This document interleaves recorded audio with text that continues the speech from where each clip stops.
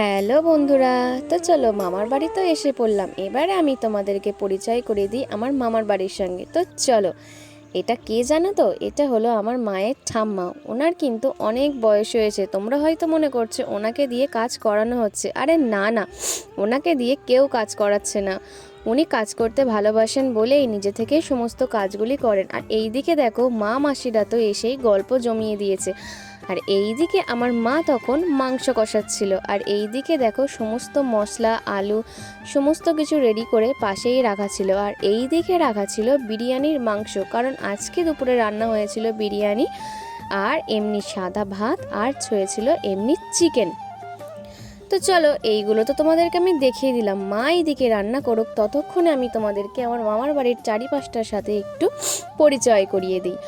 এখানে ছিল কি গাছ বলো তো? এটা লিচু গাছ। আমার তো মনে হচ্ছে লিচু গাছ। প্রথমে আমি তেজপাতা গাছ ভেবে ভুল করেছিলাম, তারপরে দিদা বলল লিচু গাছ, কিন্তু আমার মনে নেই যে এটা লিচু গাছ কিনা। যাই হোক, দিদা কি বলেছিল আমার খেয়াল নেই।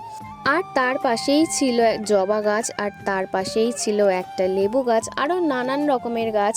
দিদাদের এই দিকে মাটিটা একটু বেশি পাওয়া যায় বলে চারিদিকে কিছু না কিছু চাষ হয়েই থাকে। আর এই দিকে দেখো, এই দিকে আছে মাচাঙের উপরে পুঁই শাক করা আছে। আর ওই দিকে দেখতেই পাচ্ছ কলা গাছ টলা গাছে ভর্তি চারিদিকটায়। এই দিকে আবার দেখো একটা জায়গায় ছোট্ট করে উচ্ছে গাছ হয়েছে। তো চারিদিকে কিছু না কিছু তুমি এখানে এসে দেখতেই পাবে।